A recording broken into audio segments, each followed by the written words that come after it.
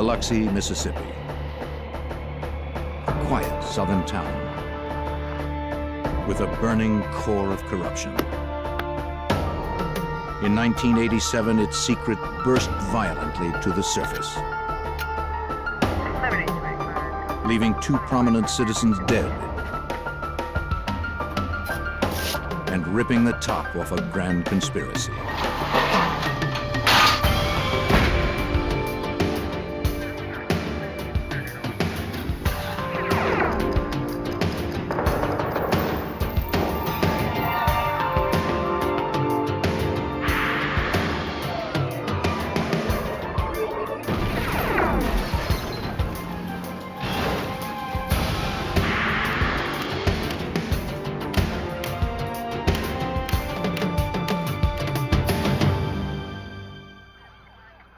On Mississippi's Gulf Coast, a judge and his politician wife are murdered in their home.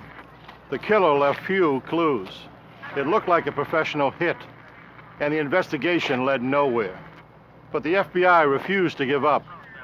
I'm Jim Kallstrom, former head of the FBI's New York office. Until we could prove that federal laws had been broken, our hands were tied. It would take years to break the conspiracy of silence and reveal the tangled tale of corruption.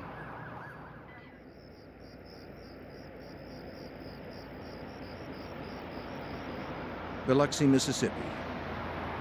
Monday, September 14th, 1987. It was a typically warm summer night in this quiet Gulf Coast town. The workday was over, and most residents had retreated to the tranquility of their homes.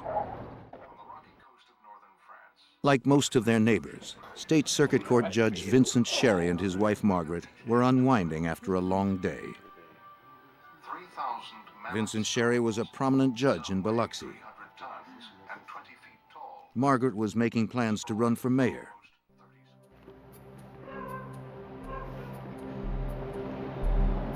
Both were fixtures at Biloxi's social and community functions.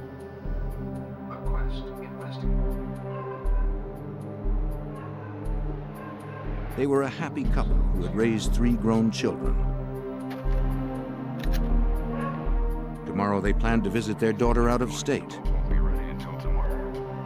Their life together seemed ideal. They were just settling in for the night when an unexpected visitor came to the door. What are you doing here with that? Can you look out? And brought their perfect world to an end.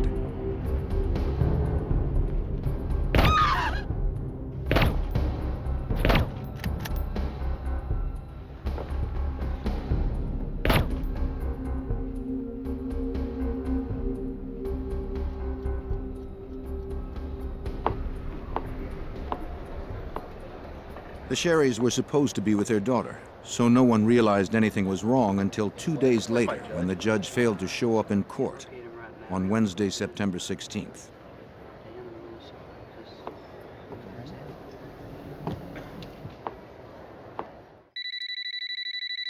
Calls to the Sherrys' home went unanswered. I'm sorry we can't take your call, but leave your message after the beep.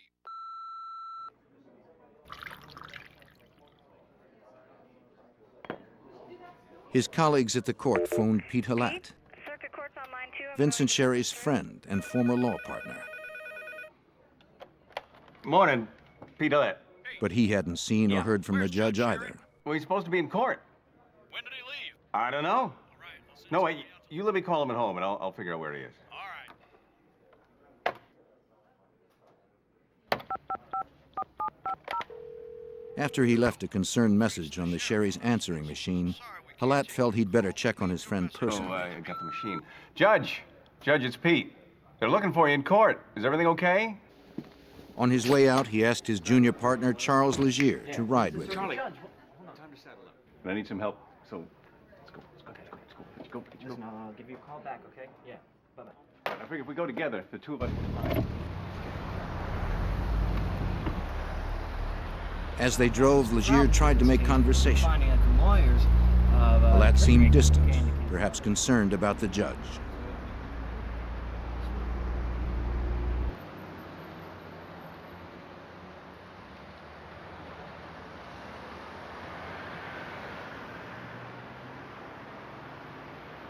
Both of the Sherry's cars stood in the driveway.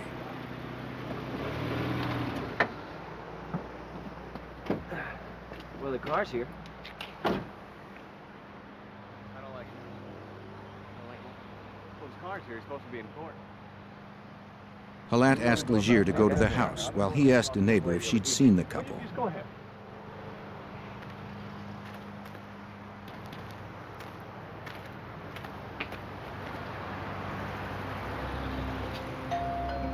Legier rang the doorbell, but no one answered.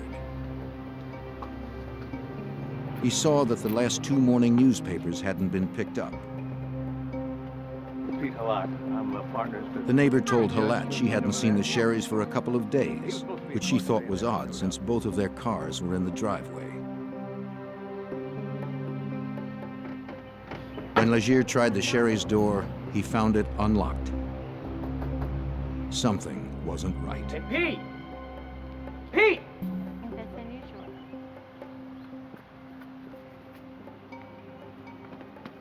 Yeah, I was just knocking on it and the door opened up. Halat, concerned by the open door, cautiously stepped inside.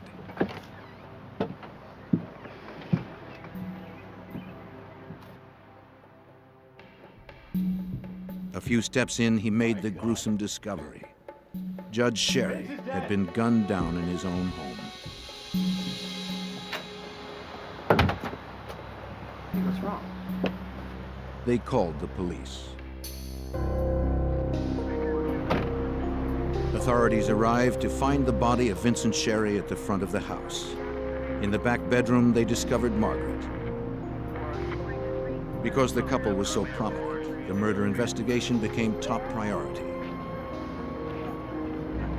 Detectives contacted the FBI's Biloxi field office. Though the FBI would not yet be officially involved, they offered the use of their agents and forensic laboratory.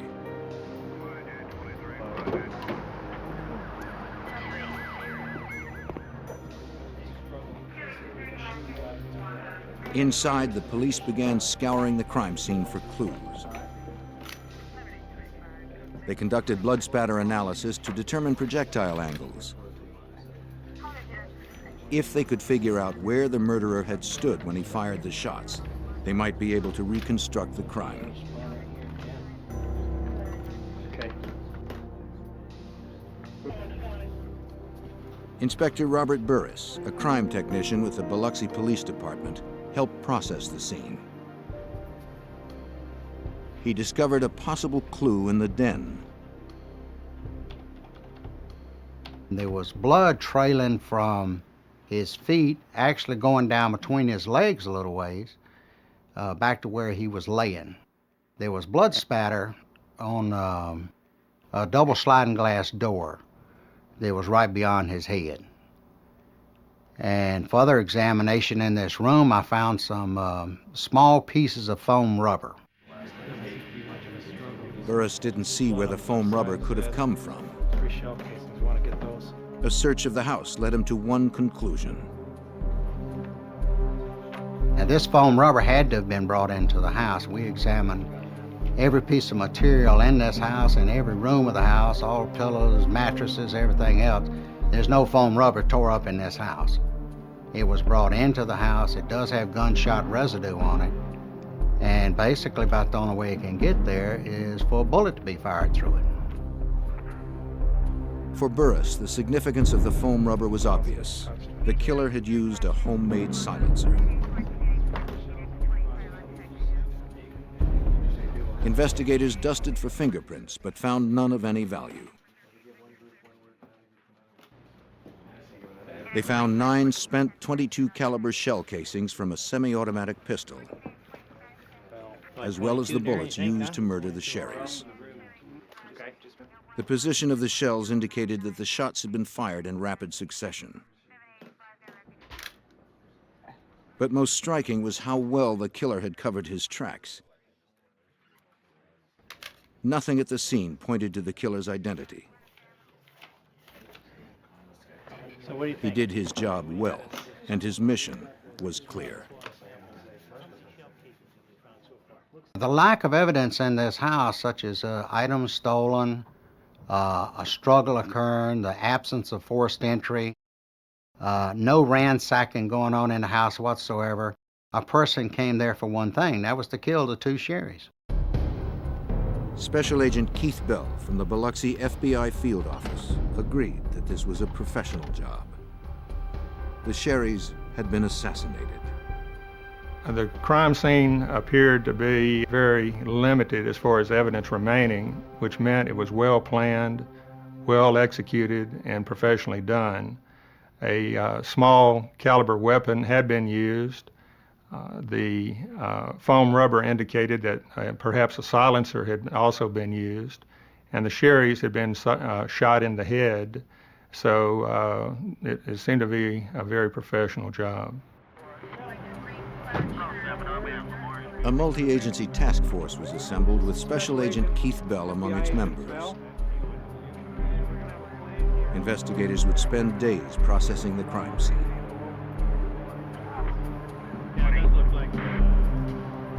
They grappled with a single question. Why had the Sherrys been murdered? That was one of the main questions, that being why were both Judge Sherry and Margaret Sherry murdered? Because it was fairly obvious that Judge Sherry could have been killed during his morning or afternoon jogs around the neighborhood. So it was a real mystery why Margaret had been killed. Investigators believed the answer might lie in the controversy over Biloxi's future. Some civic leaders hoped to transform the sleepy southern town on Mississippi's Gulf Coast into a flashy resort where casinos would attract tourist dollars.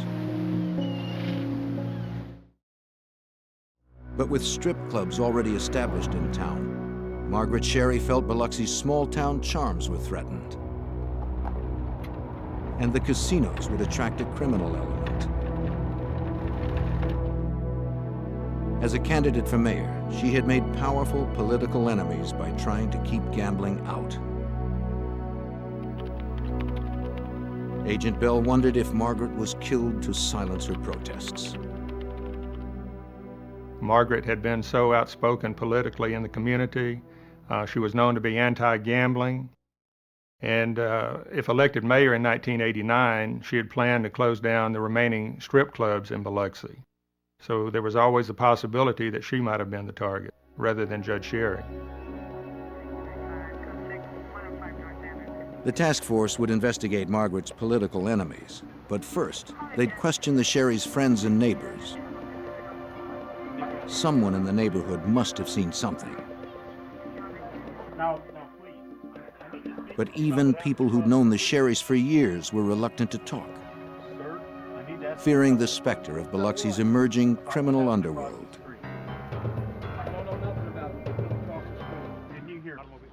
The Sherry murders brought a dark cloud over the city of Biloxi. Many of the citizens in Biloxi were afraid to openly express their opinions. They saw that Margaret Sherry, who had been quite vocal and quite outspoken in political circles, had ended up dead, as had her prominent husband, Judge Sherry. So many citizens, after these murders, were hesitant even to be interviewed by FBI agents or by local police officers because they basically did not want their names tied into anything to do with this case. If people wouldn't talk to the authorities, perhaps they would talk to Lynn Sposito, the Sherry's daughter. After being notified of her parents' murders, Lynn rushed to Biloxi from her home in North Carolina. Determined to find justice, she questioned everyone in the neighborhood. One family friend gave her a crucial piece of information. He described a suspicious car and driver in the neighborhood on the night of the murders.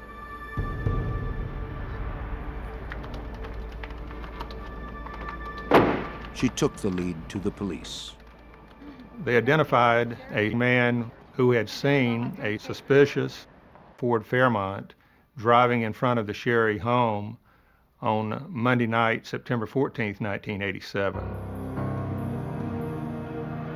Investigators tried to determine the identity of the driver based on the witness's description. Their search came up empty. But a few days later, not far from the Sherry's home, investigators found an abandoned car, a Ford Fairmont. A check on the vehicle's identification number showed it had been reported stolen the day before the murders. Police also learned that the tags on the car were not registered to the car. Realizing that this vehicle was probably the killer's getaway car, investigators towed it to a police garage to examine it further. Somewhere in the car, they hoped to find a key to the killer's identity.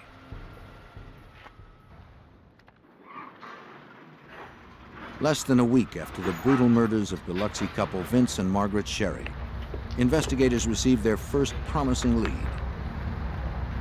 They recovered an abandoned car, matching the one witnesses described seeing the night of the murders. After contacting Agent Keith Bell about the discovery, investigators processed the car for clues. Inspector Robert Burris found something peculiar. I was processing this vehicle, and one of the things I noted, the dome light had been dismantled and the bulb taken out of it. In other words, if you open the door, you ain't got no light. Both of the sun visors were in the down position. Whether you're riding around daytime or nighttime, you ain't gonna be able to see the people's face in it very well. Investigators believed more than ever that this was the car used by the Sherry's killer. Anything found inside it was labeled, packaged, and shipped to the FBI labs in Washington, D.C.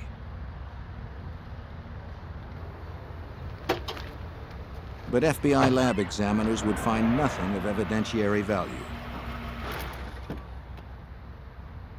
After Agent Bell arrived, he examined the license tag more closely. He discovered it had its own story to tell. It was determined that the tag on the Ford Fairmont had been stolen from an abandoned vehicle in 1984, actually 3 years before these murders occurred.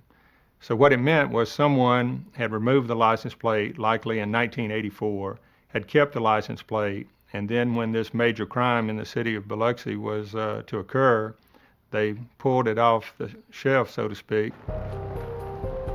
With no other solid evidence, investigators hoped that following the trail of the stolen tag might lead to the killer. It was traced to an apartment complex where the original car had been abandoned 3 years earlier. Investigators contacted the apartment manager, who told them that prior to having the vehicle towed, he called a friend to come and strip it for parts. The manager's friend was a man that agents knew by name and reputation. Biloxi locksmith Lenny Sweatman. He was the last person to be seen near the car. Sweatman belonged to a loosely organized group of criminals the FBI was investigating in connection with another case. The group was known as the Dixie Mafia. FBI agent Keith Bell had connected the car used in the Sherry killings to Lenny Sweatman. Now, Bell wondered if the Dixie Mafia was linked to the Sherry murders. If Sweatman had a part in it, Bell believed that other Dixie Mafia members couldn't be far behind. He began looking into Sweatman's associates. What that meant to us immediately, those of us familiar with the criminal associations on the coast, was that if Lenny Sweatman was involved in getting the tag for the hit car, then quite likely his close personal friend and longtime associate Mike Gillich, the strip club owner in Biloxi, might also be involved in these murders. That's all right. Sometimes you know how it is. Thanks. Have a beer. All right. Gillich, who owned 3 strip clubs in Biloxi, was well known to local law enforcement. He was currently under investigation by the FBI in connection with a Dixie Mafia operation known as the Lonely Heart Scam. See, he gets to him. But Special Agent Bell needed a thread that connected the two investigations together. He started by familiarizing himself with the Lonely Heart scam. It was run out of Angola prison in Louisiana by a man named Kirksey Nix, the incarcerated kingpin of the Dixie Mafia. No, the first model. Nix would run ads in gay magazines, asking for money to help fictional gay men get out of trouble with the law. Through the scam, Nix was hoping to generate enough money to solve his own legal problems. He was serving a life sentence for murder.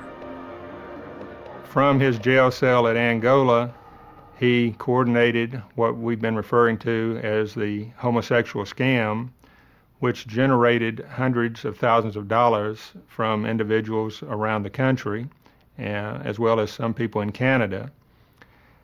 With this money, he intended to buy his way out, or attempt to buy his way out, of his Louisiana prison sentence. Believing that they were helping gay men out of trouble, people who read the magazine ads would wire or mail money to a nearby Western Union. Nix would then call his contact on the outside, Mike Gillich. Gillich would then dispatch his bagman to retrieve the money. Right. See you later. Gillich made sure that the scam money was distributed to Dixie Mafia members and safely stashed away for Kirksey Nix. Take care. In the coming months, investigators developed more evidence in the Lonely Heart scam, but still had no direct link between these conspirators and the Sherry's killers. A year into the investigation, the murder case threatened to stall.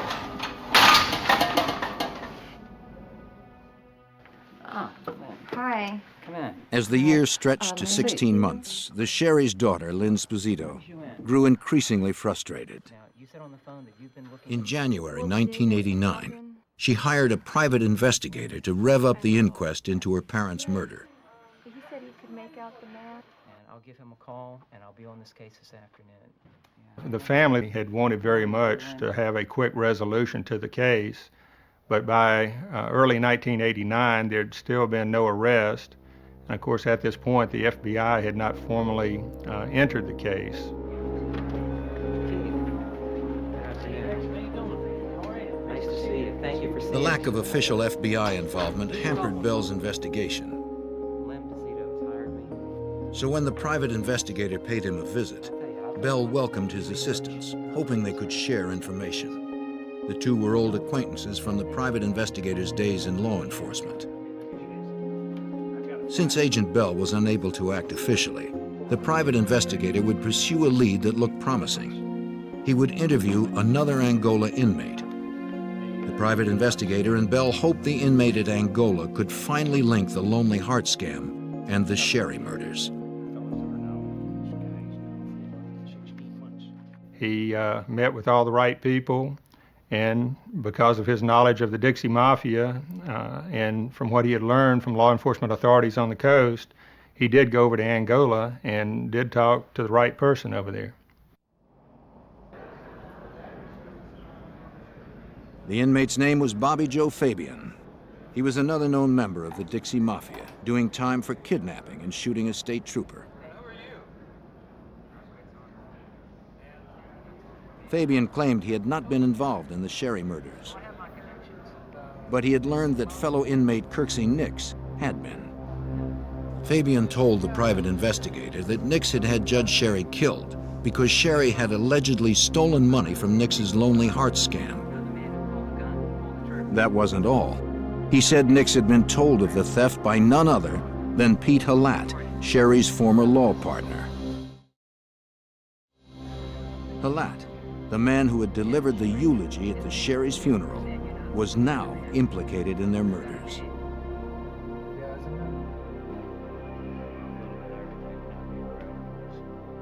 Halat officially represented Nix on legal matters, but Fabian said Halat's role in the Lonely Heart scam was criminal, not legal.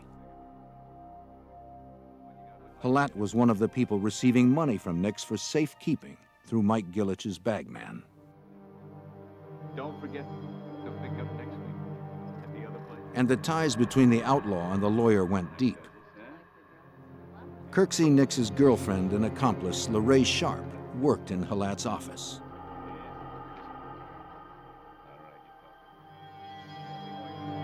Where's he from? Fabian said both LaRae Sharp and Pete Halat were stashing money from the scam in a safe deposit box for Kirksey Nix. And he said the amount had reached 6 figures. Thanks to Fabian, the link between the murders and the Lonely Heart scam had been made. And not only had Fabian given investigators a possible motive for the killings, he was also able to supply the name of the alleged hitman, an ex-con named John Ransom, who was believed to be living in Georgia. But tracking down Ransom would take time. Anytime law enforcement people get together and start talking about notorious Dixie Mafia members, John Ransom comes up quite early in the conversation. He's a longtime alleged hitman for the Dixie Mafia.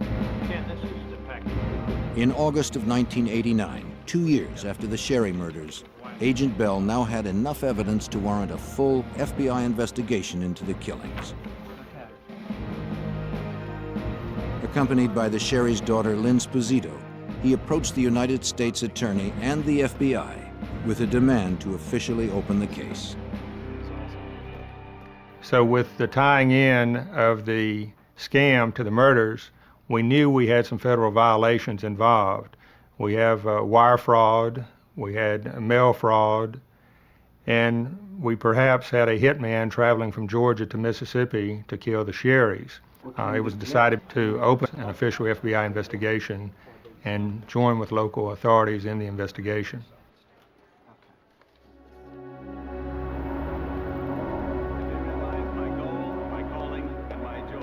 By now, however, suspect Pete Halat, Judge Sherry's former law partner, had been elected mayor of Biloxi. With a key suspect in such a high position, investigators encountered new roadblocks. It became very difficult for the FBI to share all of its information with the local authorities.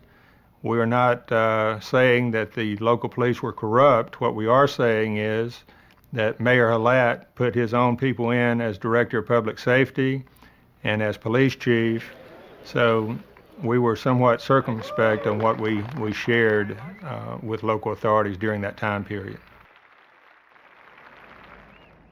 In August of 1989, as investigators attempted to unravel the truth about the Sherry's murders, informant Bobby Joe Fabian made a surprise move. He told his story about the Sherry murders to the TV news. Fabian hoped that by bringing attention to himself, Kirksey Nix would be less likely to have him killed for cooperating with authorities.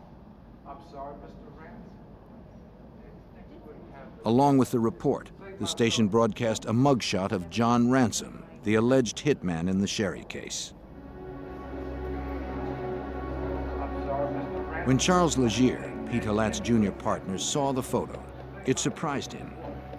He recalled seeing Ransom outside the Sherry Halat law offices a few weeks before the murders. Hello. Legier shared his information with the task force.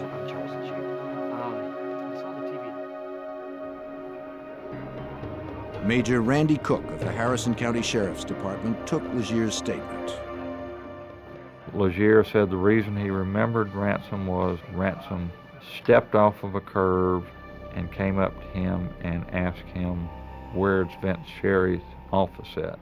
When Legier was interviewed, he recalled there was something unusual about the way Ransom stepped off of the curb. Ransom had a prosthesis on one leg.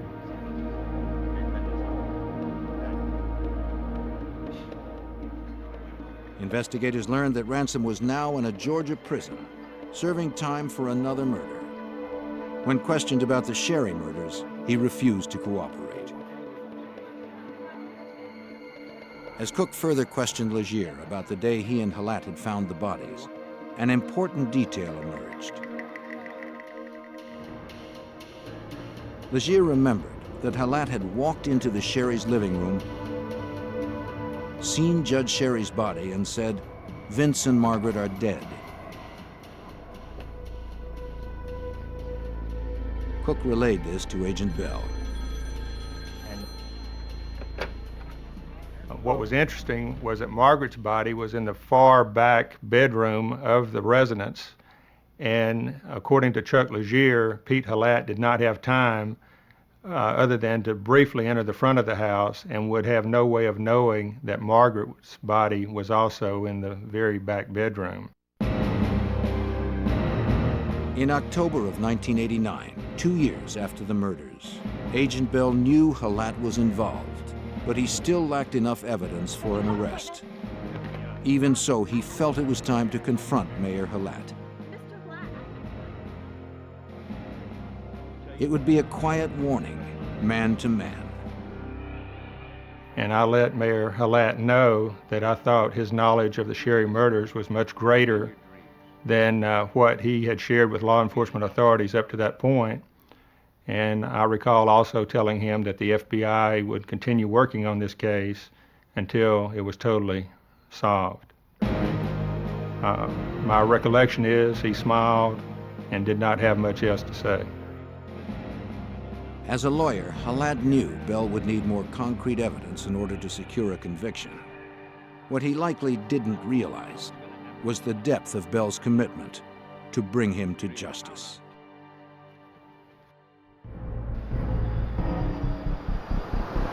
Three years had passed since Judge Vincent Sherry and his wife Margaret were murdered in their Biloxi, Mississippi home.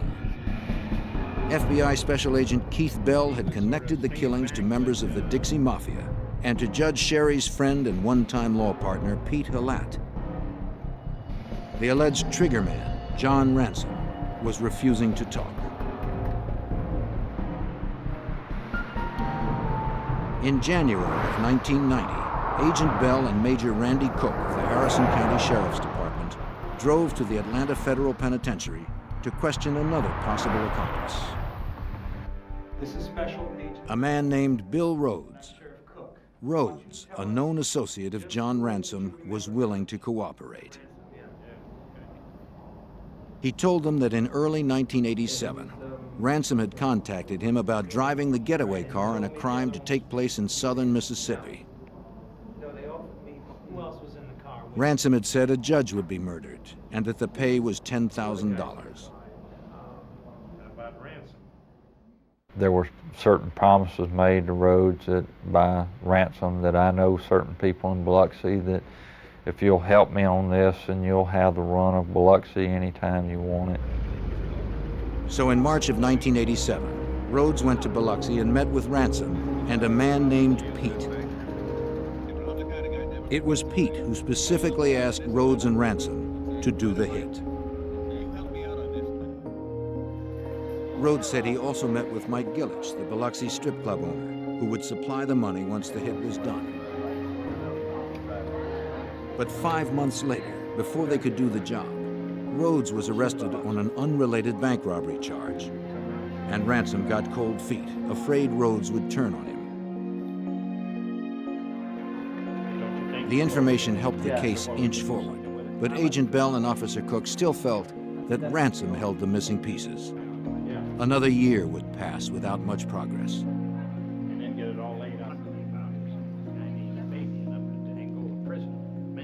In late 1990, the investigators went to the Bostic Correctional Institute in Georgia, where Ransom was serving time.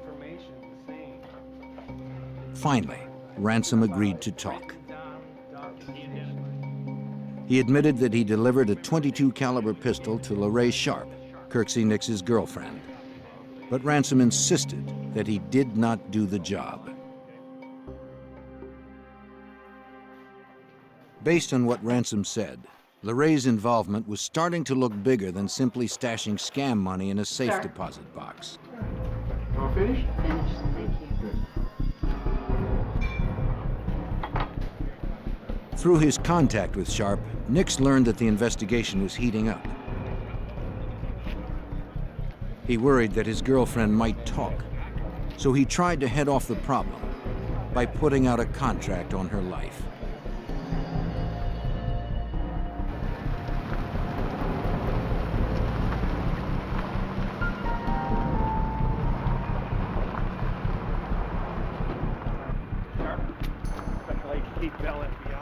But in late 1990, Agent Bell arrested her for her participation in the murders, inadvertently saving her from Nix's gunman.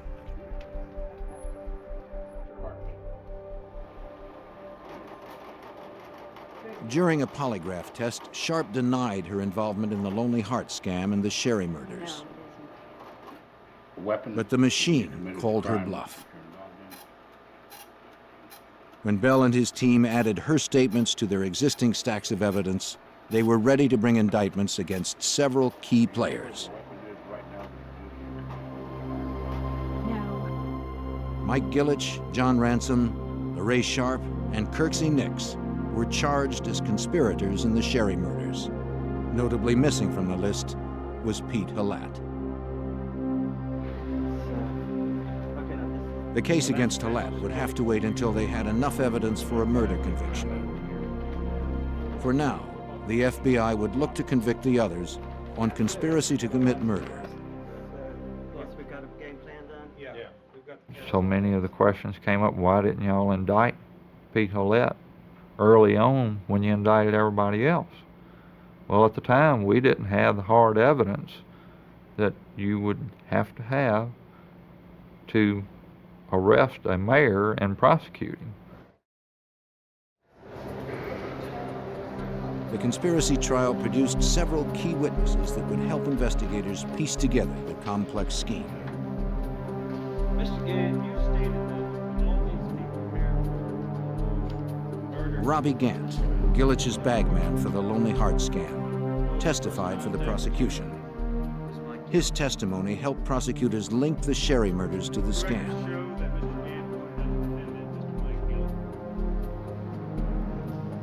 All 4 defendants were found guilty. Nix was given 15 years in addition to the life sentence he was already serving for murder. Gillich also received a 15-year prison term. Ransom got 10 years, and LaRae Sharp 1. I'll pay you for it. Get your hands on the order in the court.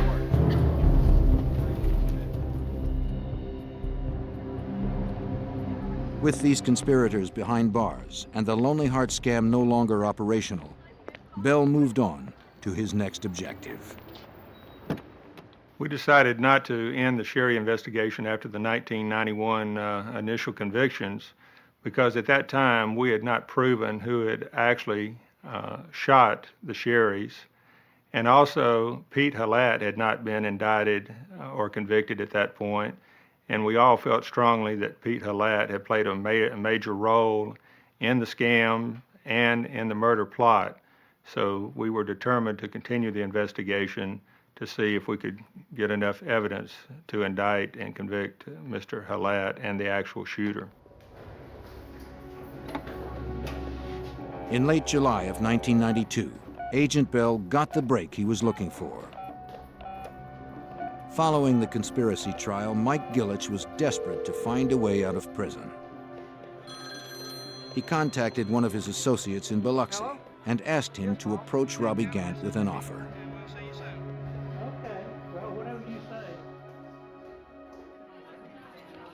Gant told Agent Bell about it. And the associate had offered Robbie Gant $20,000 if Gant would recant his testimony against Gillich and sign a false affidavit stating that he had been threatened by me to testify against Gillich, to testify falsely against Gillich. Gant agreed to wear a wire and get the offer from Gillich's accomplice on tape.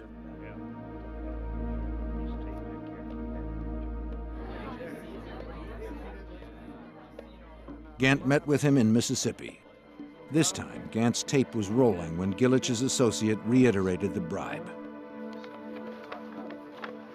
Gant accepted as Bell had instructed.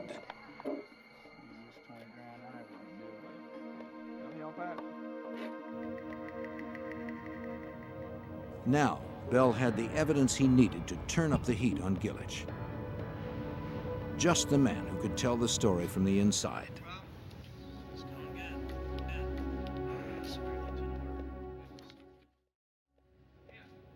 By 1993, 6 years after the double murder of Vince and Margaret Sherry, FBI agent Keith Bell had put 4 members of the Dixie Mafia behind bars. But he still had no formal murder convictions against those involved.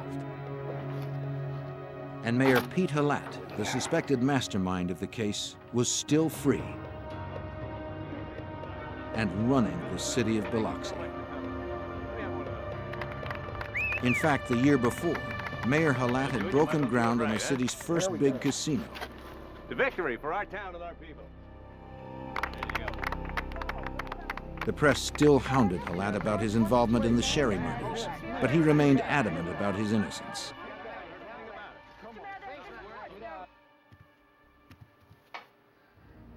Bell continued to work his plan. He used the bribe Robert Gant had recorded on tape to level another charge against Mike Gillich, already in jail. Now Bell indicted Gillich for witness bribery and witness tampering for trying to buy off Gant. And that did the trick.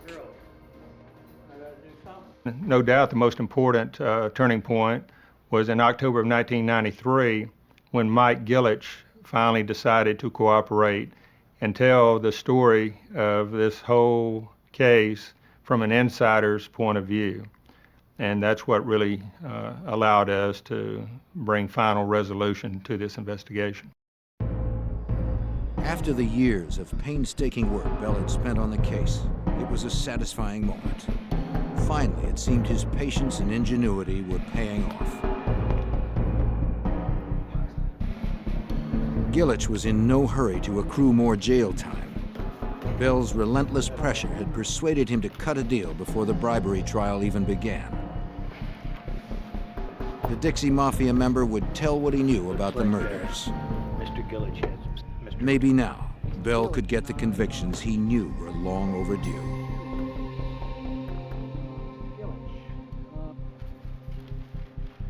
But for a career criminal like Mike Gillich, adjusting to life on the right side of the law wasn't easy. At first, he tried to bluff his way out.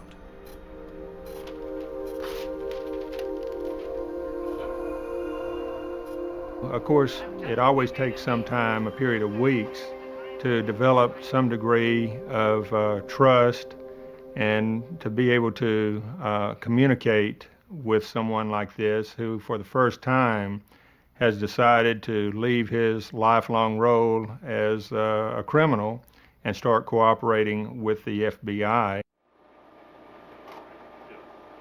When deception didn't work, Gillich had no alternative. He had to tell the truth. Now, for the first time, Bell heard the story from an inside source. Gillich knew all the details.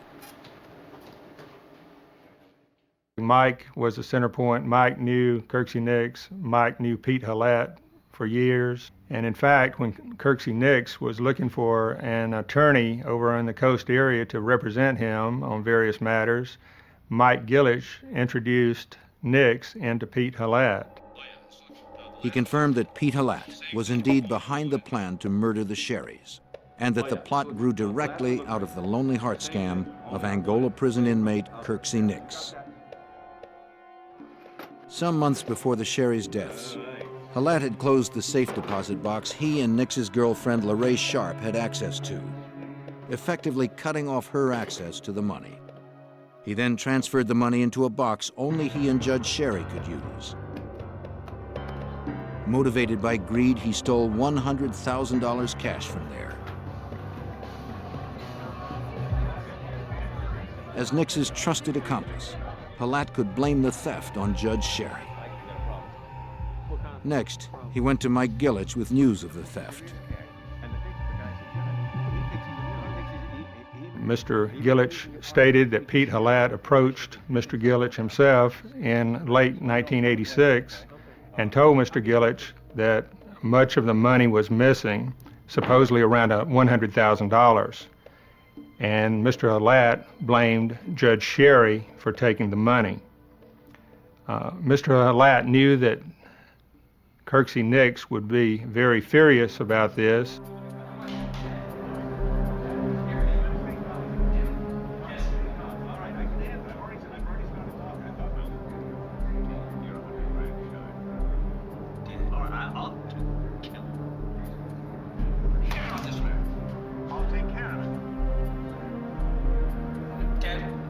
It is not known who ordered Margaret's death, but as a fierce opponent of corruption, she posed a threat to the underworld forces hoping to control Biloxi. With Margaret dead, Halat could be free to run the town. I got the contacts. I've already kind of started the ball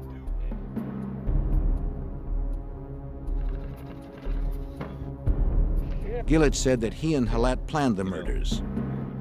Ransom and Rhodes provided the murder weapon. But when they passed on doing the hit, Gillett found a replacement. A Texas-based petty criminal named Thomas Holcomb. Holcomb would be paid $20,000 to murder Judge Sherry and his wife. Gillett had also helped provide the car with the help of locksmith Lenny Sweatman.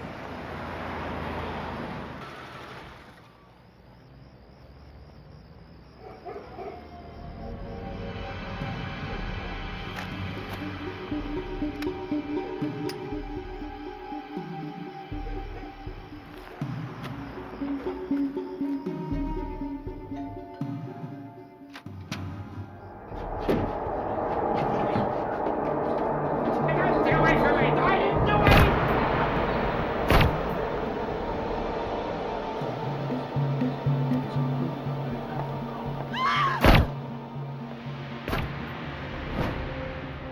In October of 1996, agents arrested hitman Thomas Holcomb in Texas on murder charges. That same month also saw the arrest that Agent Bell had anticipated and worked 9 years to achieve. I'm an innocent man, and you're going to put the cuffs on me? Let me read you your rights. The arrest of Pete Halat for the murders of the Sherrys. You can, anything you say can and will be held against you.